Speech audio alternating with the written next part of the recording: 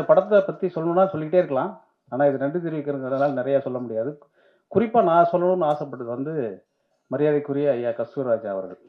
ஒரு பாடலாசிரியராக, இயக்குனராக, அவருடைய எல்லா முகத்தையும் பார்த்து முதல் முறையாக அவர் ஒரு நடிகராக பார்க்கும்பொழுது ரொம்ப மகிழ்ச்சியாக இருக்கு. அது மிகப்பெரிய வெற்றி படமா இருக்கு. இனி வரக்கூடிய எல்லா வெற்றி படங்களிலும் அவரே அப்பாவாக இருப்பார், தப்பாமல் இருப்பார் அப்படின்னு நினைக்கிறேன். ரொம்ப சந்தோஷம் அளித்தது. இந்த படத்தை வந்து தூக்கி சுமந்ததில் நிறைய பேருக்கு பங்குண்டு. மேடையில் அமர்ந்திருக்கக்கூடிய சுரேஷ் கமர்ச்சியா இருக்கட்டும், நேசம் என்டர்டெயின்மெண்ட், அதே மாதிரி இந்த படத்தை வெளியீடு செய்த கேஆர் அவங்க, அப்படி ஒவ்வொன்றா யோசிச்சு பார்த்தாக்க இந்த அரங்கத்தில் இருக்கக்கூடிய நீங்கள் எல்லோரும் எப்படி இந்த படத்துக்கு முக்கியமாக இருந்தீர்களோ அதே மாதிரி தனிப்பட்ட ஒவ்வொருவரும் இந்த மீராவினுடைய வெற்றியை, இந்த ஹபீபியினுடைய வெற்றியை வந்து கொண்டாடி இன்றைக்கு தீர்க்கிறார்கள் என்றால் அதுக்கு ஒருத்தர் பரஸ்பரமான இந்த பூமி, இந்த தமிழ்நாட்டினுடைய மரபு அப்படின்னு யோசிச்சு பார்த்தா ரொம்ப ஆச்சரியமாக இருக்கிறது.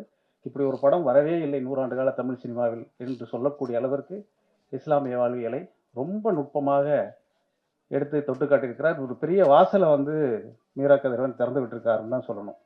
குறிப்பாக இந்த படத்துக்கு பின்னால் நிகழ்ந்த சம்பவங்கள் எல்லாமே எனக்கு ஞாபகத்துக்கு வருது. ஒரு 5-6 வருஷத்துக்கு முன்னாடி மீரா இந்த படத்தினுடைய திரைக்கதை எழுதிய நண்பர் தோழர் முகமது அமீன் அவர் வந்து ஒரு முறை வந்து சொன்னார், தமிழ் திரைப்படங்களில் ஏன் இஸ்லாமியர்களை வந்து ஒரு தீவிரவாதிகளாகவே காட்டுகிறார்கள் அப்படிங்கிற ஒரு ஏக்கத்தோடையும் கோபத்தோடையும் ஆதங்கத்தோடையும் வந்து ஒரு முறை பேசிகிட்டு இருக்கும்பொழுது இதை பற்றி ஒரு கலந்துரையாடல் ஏற்பாடு பண்ணணும் அப்படின்னு சொல்லி எல்லா இயக்குனரோடு நீங்கள் பயணிச்சிருக்கிறதுனால நீங்கள் கூப்பிட்டா வருவாங்க அப்படின்னு சொல்லி ஒரு நிகழ்வை வந்து ஒரு 6 வருடத்திற்கு முன்னாடி நினைக்கிறேன் கவிக்கோ மன்றத்தில் ஏற்பாடு செய்தோம். தமிழில் அன்றைக்கு முக்கியமாக இருந்த அத்தனை இயக்குனர்களும் வந்து அதில் கலந்து கொண்டார்கள். அதில் கலந்து கொண்டு எல்லோரும் பேசுகிற பொழுது ஒரு விஷயத்தை சொன்னார்கள், இந்த இஸ்லாமிய வாழ்க்கையை அல்லது இஸ்லாமியர்களை பற்றி நாங்கள் சொல்லணும் அப்படின்னா 80களுக்கு முன்னாடி வந்த திரைப்படங்களில் எல்லா இஸ்லாமியர்களும் நல்லவர்களாக இருந்தார்கள்.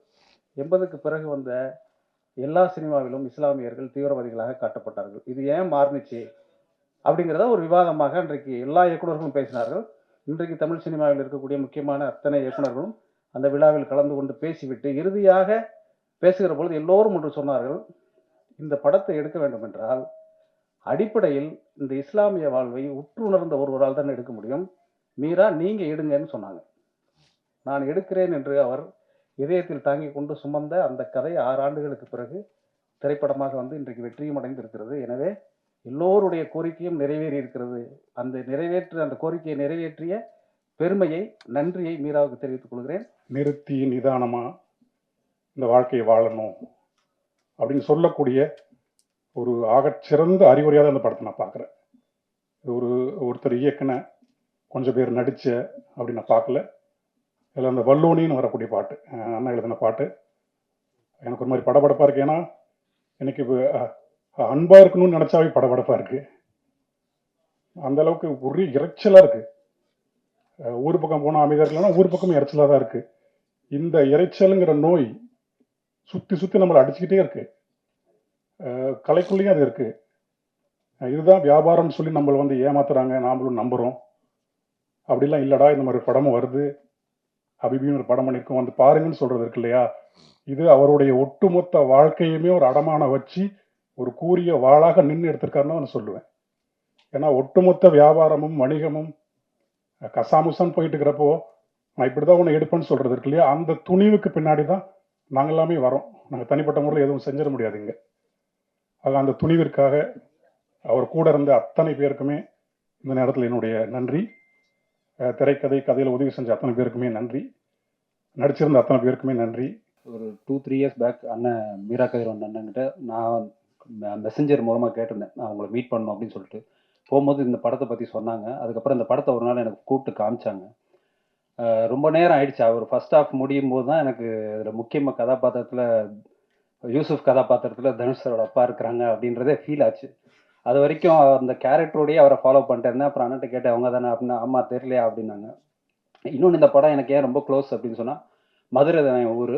மதுரையில் ஒரு அக்ரஹாரத்தில் ஒரே ஒரு பாய் வீடு, எங்கள் வீடு மட்டும்தான். அந்த மாதிரி வளர்ந்த சூழ்நிலையில் வளர்ந்தேன். அதனால் நிறைய பிராமண நண்பர்கள் உண்டு. அந்த ஹிந்து ஃபிலாசபியோடைய நிறைய பரிச்சயமும் உண்டு. அப்போ எங்களுக்குள்ளே இருந்த கிவ் அண்ட் டேக் எல்லாத்தையும் திரும்ப இதில் பார்க்க முடிஞ்சது இந்த படத்தில். ரொம்ப இயல்பான மனிதர்களும் இயல்பான கதாபாத்திரங்களும் ரொம்ப இயல்பாகவே ஒன்றுக்கு ஒன்று விட்டு கொடுத்து பழகிறது அது ஒன்று. இன்னொன்று இந்த சாலிஹா அந்த கேரக்டர், அவங்களும் அவங்க ஹஸ்பண்ட், அவரை பார்த்தா என்னோட தாய் மாமா மாதிரியே இருந்தது. என்னோட மூத்த தாய் மாமா அப்படி தான் இருப்பாங்க அவங்கள பார்க்க. அவங்க மேரேஜ் சீக்வன்ஸ் எல்லாமே அதை பார்த்த மாதிரியே இருந்தது. அப்புறம் இந்த பாட்டை பற்றி சொல்லணும் அப்படின்னு சொன்னால், டெத்து வந்து எப்பவுமே ரொம்ப ஒரு உண்மையான விஷயம். மரணத்தை விட உண்மையானது எதுவுமே இல்லை அப்படின்றது தான். நம்ம வாழ்க்கையில் கடந்து போகிற எல்லாமே கடந்து தான் போயிடுது.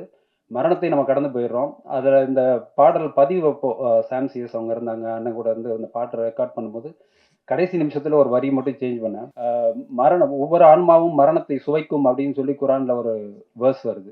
ஒவ்வொரு ஆன்மாவும் மரணத்தை சுவைக்கும், வாழும் வகை வாழ்வோருக்கே மரணமும் இனிக்கும் அப்படின்னு சொல்லி அந்த லைனை போட்டு முடிச்சேன். ஏன்னா ஒரு துக்கமா போக வேணாம், அதே நேரத்துல வரிக்கு வரி உய்க நீ உய்க அப்படின்னு சொல்லி அந்த உயிரை வந்து வாழ்த்தி அனுப்புற மாதிரி அந்த பாடலை அமைச்சு கொடுத்துருந்தோம்.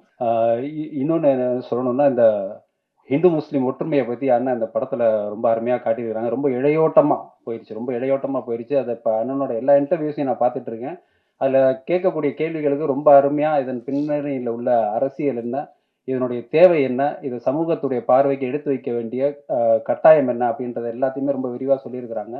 அதே மாதிரி இந்த படத்தையும் எல்லாருமே இன்னும் அதிகமா எவ்வளவு முடியுமோ பாருங்க. இதுல இருக்கக்கூடிய இந்த மெசேஜ், அவர் நண்பர் கார்த்திக் நேத்தா அவங்க சொன்ன மாதிரி, அண்ணன் யுகபாரதி சொன்ன மாதிரி, இவ்வளோ பெரிய ஜாம்பவான்களோட ஒர்க் பண்ணது எனக்கு ரொம்ப சந்தோஷம். அதுதான் முதல்ல சொல்லணும்னு நினச்சேன். அந்த மாதிரி அவங்கெல்லாம் சொன்ன மாதிரி வந்து இந்த காலத்தின் கட்டாயமாக இந்த மெசேஜ் என்ன அப்படின்றத எடுத்துகிட்டு போகிறதுக்கு ப்ரெஸ் மீடியா நீங்கள் எல்லாம் எடுத்துருந்துருக்க அந்த எஃபர்ட், அது எல்லாத்துக்குமே என்னுடைய நன்றிகளை தெரிவித்து, குறிப்பாக மீரா கதிரவன் அண்ணனுக்கு என்னுடைய மனமார்ந்த நன்றிகளை தெரிவித்து அமைக்கிறேன். நன்றி. இப்படி ஒரு வரலாற்று சிறப்புமிக்க படத்தில் பணியாற்ற வாய்ப்பு கிடைத்து ரொம்ப பெருமையாக இருக்குது, மகிழ்ச்சியாக இருக்குது. இந்த வாய்ப்பு வழங்கிய இயக்குனர் ராம் சாருக்கும் மீரா கதிரவன் சாருக்கும் நான் நன்றி கடன்பட்டிருக்கேன். ஏன்னா இது வந்து காலத்தால் ஒரு அலையாத படம், என்றைக்கும் வந்து பேசக்கூடிய படமாக இருக்கும். ஏன்னா அவ்வளோ ரிவ்யூஸ், பாராட்டுகள் வந்து இந்த படத்தினால எனக்கு கிடச்சிச்சு. இந்த படத்தில் பணியாற்றுறதில் எனக்கு ரொம்ப மகிழ்ச்சியாக இருக்குது, பெருமையாகவும் இருக்குது. இந்த படத்தில் பணியாற்ற அனைத்து கலைஞர்களுக்கும் நடிகர்களுக்கும் வாழ்த்துக்களும் நன்றிகளும் தெரிவிக்கிறேன். ஹபீபி அப்படிங்கிற ஒரு படம் வந்து சார் எனக்கு கொடுக்கும்போது இந்த ரோல் இவ்வளோ பெரிய ரோலாக இருக்கும் அப்படின்னு சொல்லி நான் எதிர்பார்க்கல. பேச வார்த்தை வரல, ரொம்ப தடுமாறுது. எனக்கும் இது முதல் மேடை. நன்றியை தவிர வேறு எதுவும் சொல்கிறதுக்கு இல்லை. ரொம்ப நன்றி சார். இந்த ரோல் வந்து எந்த அளவுக்கு நான் ஃபஸ்ட்டு பண்ணும்போது ரொம்ப ஸ்ட்ரிக்டான ma'am, because this is not my true shade. அது ஒரு சின்ன ஹெசிடேஷன் இருந்தது. ஆனால் அதை எல்லாருமே வந்து ரொம்ப நல்லா ரிசீவ் பண்ணிவிட்டு, என்னோடய ஃபாலோவர்ஸ் எல்லாருமே வந்து, நான் ஒரு YouTuber, so I teach English online. So என்னோடய ஃபாலோவர்ஸ் எல்லாருமே கீழே வந்து அந்த மூவி பார்த்துட்டு, மேம் நான் இந்த மூவி பார்த்தேன், என்னை ரெகக்னைஸ் பண்ணிவிட்டு கீழே வந்து அட்ரஸ் பண்ணும்போது நீங்கள் ரொம்ப நல்லா ஆக்ட் பண்ணியிருக்கிறீங்க, அந்த முஸ்லீம் கேரக்டர் உங்களுக்கு அப்படியே பொருந்தது, முஸ்லீம் பொண்ணு மாதிரியே இருந்தீங்க, இந்த மாதிரி நிறைய அப்ரிஷியேஷன் வந்தது. அப்புறம் வந்து சொன்னாங்க, என்ன மேம் இப்படி பண்ணிட்டீங்க, அந்த பையன் அவங்க பொண்ணை நீங்கள் சேர்த்து வச்சிருக்கலாம். இந்த மாதிரி அந்த இன்னுமே அவங்க வந்து அந்த கேரக்டர்லேயே இருக்கிறாங்க, அந்த ரோல்லே இருக்கிறாங்க, அந்த ஸ்டோரியை விட்டு அவங்க வெளியில் வரல அப்படின்றத இந்த மாதிரி காமெண்ட்ஸ் எல்லாம் பார்க்கும்போது தெரிஞ்சது. ரொம்ப ஹாப்பியாக இருந்தது. And thank you so much. எல்லாரும் நீங்கள் வந்து பார்க்குறதோட நிறுத்தாமல் இன்னும் நிறைய பேருக்கு கொண்டு சேர்க்கணும். உங்களோட ஃப்ரெண்ட்ஸ் அண்ட் ஃபேமிலிக்கு கண்டிப்பாக இதை ஷேர் பண்ணுங்கள்.